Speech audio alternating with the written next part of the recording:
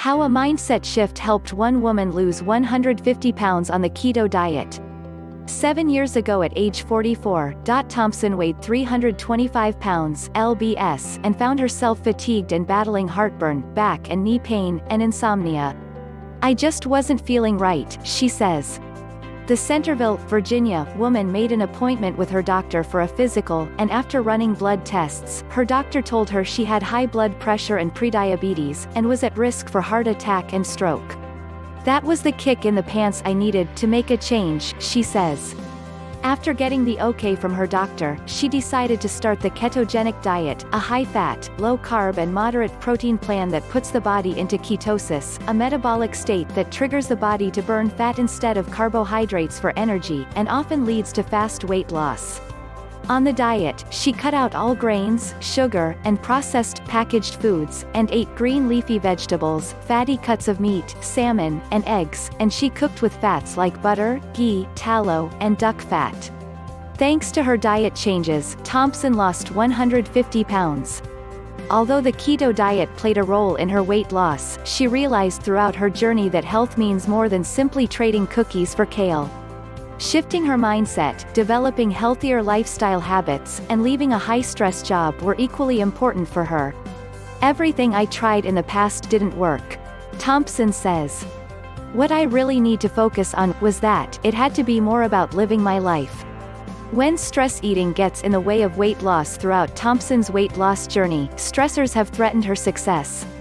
Last year, she became the primary caregiver for her mother, who fell and broke her hip twice within 6 months.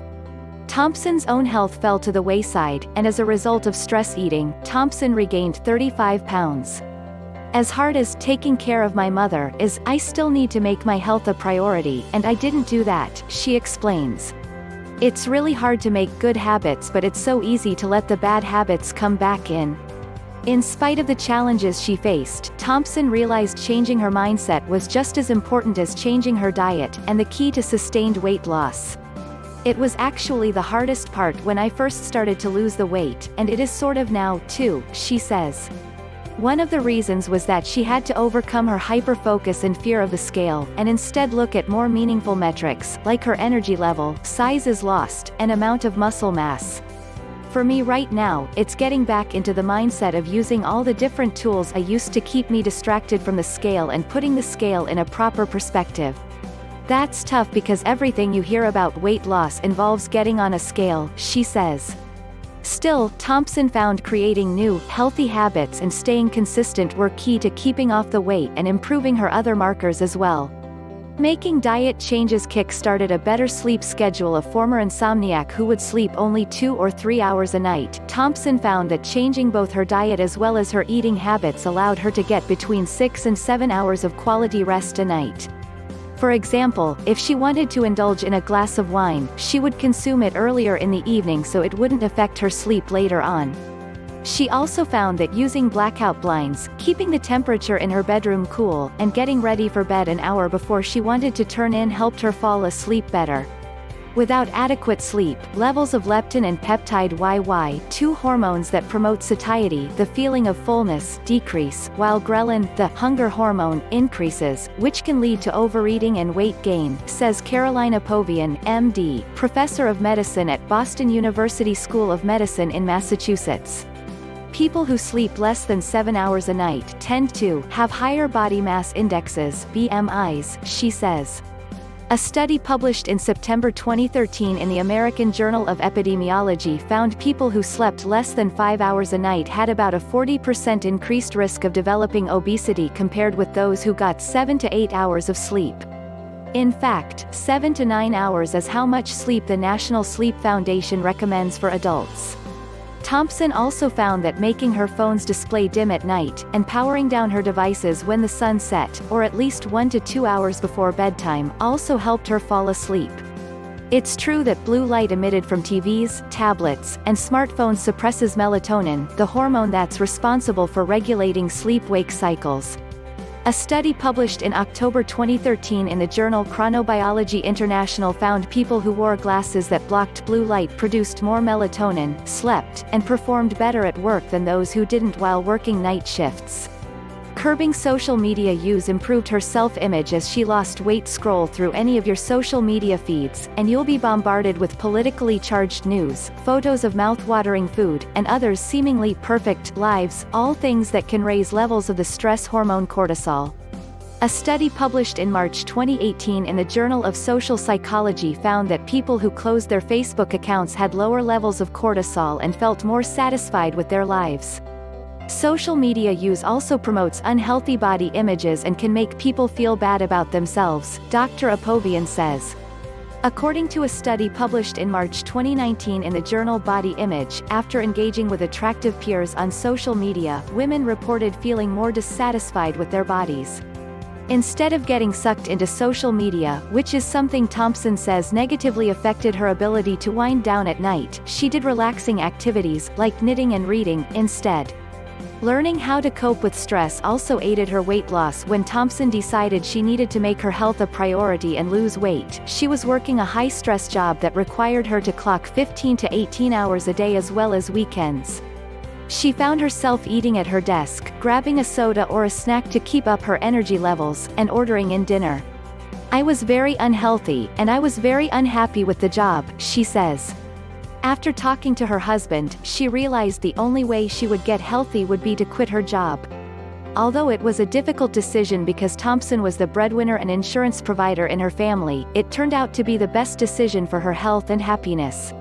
In the past year, when Thompson had been dealing with caregiver stress, she realized she needed to ask for what she needed, such as requesting that her husband make dinner or suggesting coffee rather than lunch dates with friends to prevent derailing her weight loss efforts. Stress and lack of sleep both lead to increased levels of cortisol, stress eating, and weight gain. Stress alters all of those hormones that promote a higher body weight. Apovian says.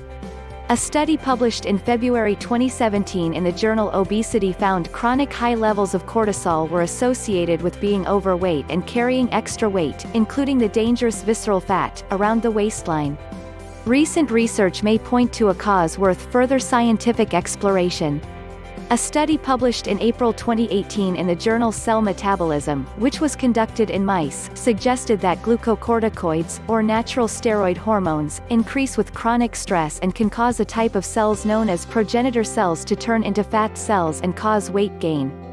Exercising helped her inch toward her goal after losing some weight. When Thompson started her weight loss journey, she attempted to exercise. But after getting injured, her doctor suggested she focus on eating right and losing at least 50 pounds first. When she hit that goal and continued to lose weight, she incorporated light exercise, like walking and yoga, and made a point to include more activity on a daily basis, like getting up every hour to walk for 10 minutes.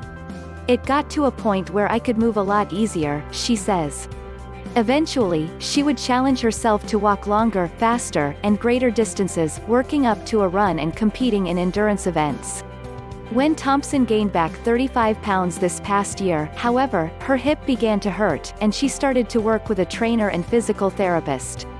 Although she has goals to participate in endurance events again, she's realistic about what she can do now and focuses on activities she enjoys.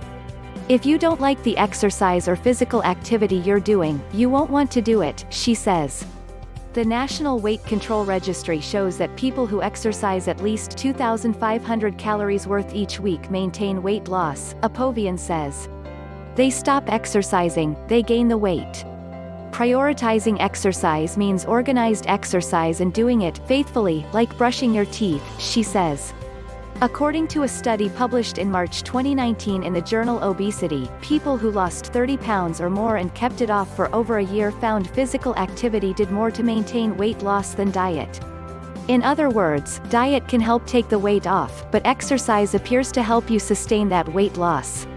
Drinking plenty of water helped her stay on track with making healthy choices. "I used to drink Coca-Cola all the time, that was my water," Thompson says.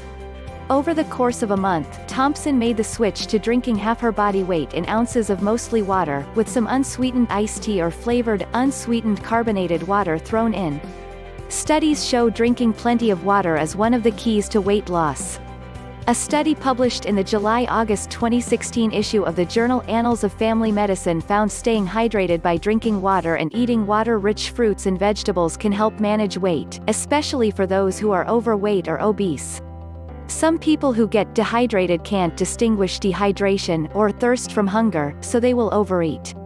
Also, if you drink enough water, your stomach will get full and so you'll aid your satiety, Apovian says. The National Academies of Sciences, Engineering and Medicine recommends women get about 2.7 liters per day and men get approximately 3.7 liters per day from all beverages and foods, and more for those who are very physically active or live in hot climates. Why just doing keto, or any diet, isn't a quick fix for weight loss. Although Thompson continues to follow the keto diet, and incorporates intermittent fasting and some carnivore, or all-meat, days into her diet, she isn't doing so under her doctor's supervision.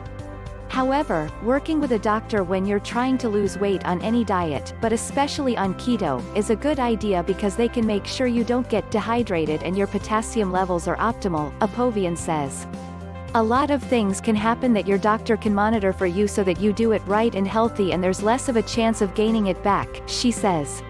Thompson says through her journey, she has learned that long-term weight loss lies in making small, consistent changes and being kind to yourself. Weight loss is 99% nutrition, 3% exercise, but 100% mental. The mental part of it is way more important than anything else, because it's so easy to tell yourself, just this one time, or I'll start tomorrow.